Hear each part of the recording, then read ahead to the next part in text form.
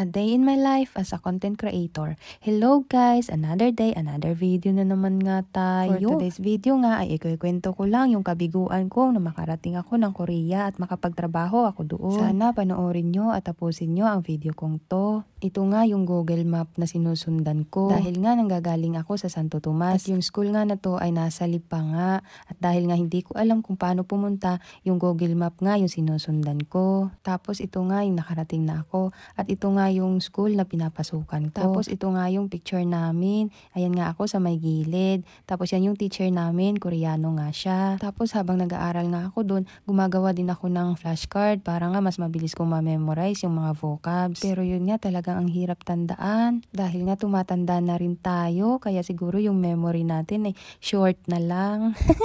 Char lang. Tapos nung malapit na nga yung registration para sa exam, naghanda na nga ako ng passport ID at saka itong scan passport ko. At pagdating nga ng registration, ayan, pumasok nga yung registration ko. Tapos naging for evaluation na. Tapos for payment na. Tapos ito na nga yung result. Tapos ayan na yung kabilang na nga ako sa mag-e-exam. Tapos nung nasa Manila na ako, ayan yung hotel na tinuluyan ko. Tapos ito yung room namin. Tapos ito naman yung nagpa-picture ako sa may tulay papuntang ibang bansa. Ito naman yung number ng upuan ko. Tapos galing dun sa hotel namin, natatanaw ko dito yung DMW. Tapos ito naman yung nasa hotel kami. Marami nga kami dito, mga nag-exam din sila. Tapos ito naman yung sa taas ng hotel. Pumunta kami dito para maligo yung mga kasama namin. Ayan sila.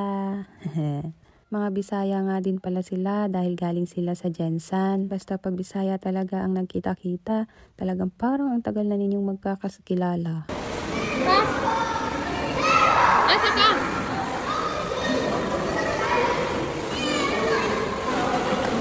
Babasa ako. Picture ba? Naka-ano man eh? Parang yung selfie. Ha?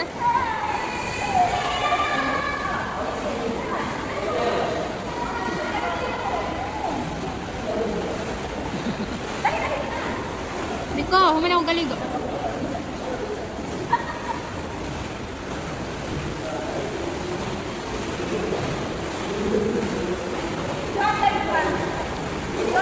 Naka-video na. Isend na ko sa imo. Nari mo, oh. Long. Paingan na. Paingan. Oh. Long. Long na, oh. Ha? Natubanda kay Long.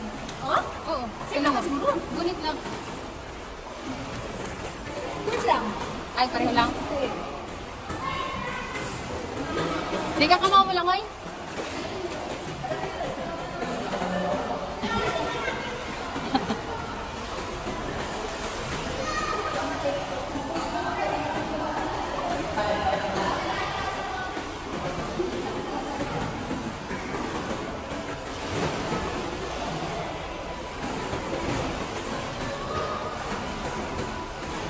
Tapos nga nilang naligo, nag-check out na nga kami dahil nga ito na yung araw na pauwi na kami at ito yung araw din na mag-e-exam itong kasama ko. Sa kasamaang palad, hindi nga ako nakapasa sa exam ng 2024. Kaya huli akong nag-register noong February 5.